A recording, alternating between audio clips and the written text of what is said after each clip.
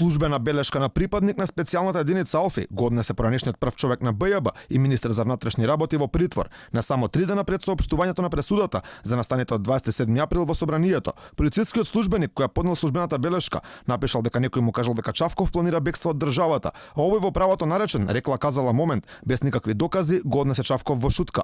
Обвинителката Вилма Русковска денеска кажа дека нема што да се правда, а притворот го побарале поради оперативни сознанија од МВР. Алфа праша дали Ојо има безбедено докази дека обвинетиот планирал бегство и имал вила на Халкидики, но прецизен одговор не добивме. Само велат дека судечкиот совет оценил дека предлогот е издржан. Судот експресно го одобри барањето на јавното обвинителство, иако и од таму велат дека се работи за невообичаена пракса. Во конкретното решение, Советот констатира дека се работи за невообичаена пракса обвинителството на само 3 дена пред објавување на пресудата да предлага најстрога мерка за обезбедување. Во разговор за Алфа, неговиот адвокат Сашко Дуковски вели дека во најблага смисла на зборот решението за притвор е чудно, а особено не е законско. Според него ова нема врска со правото, представува кршење на човековите права.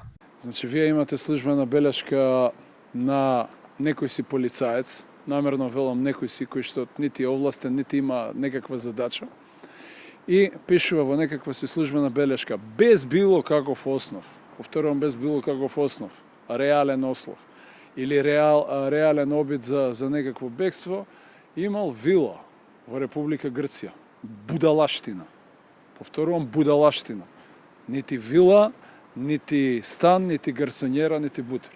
Дуковски вели дека Чавков бил пуштен да се брани од слобода, со во тоа време рекордна гаранција во недвижности на своите најблиски од 600.000 евра. Покрај тоа, одземен му е пасошот, а како дополнителна мерка се јавува во судот секој вторник наутро. Поранешниот прв човек на БЈБ од април минатата година, кога беше пуштен од притвор, ги почитуваше сите мерки на предпазливост. Баш ме интересира како тоа ќе избега.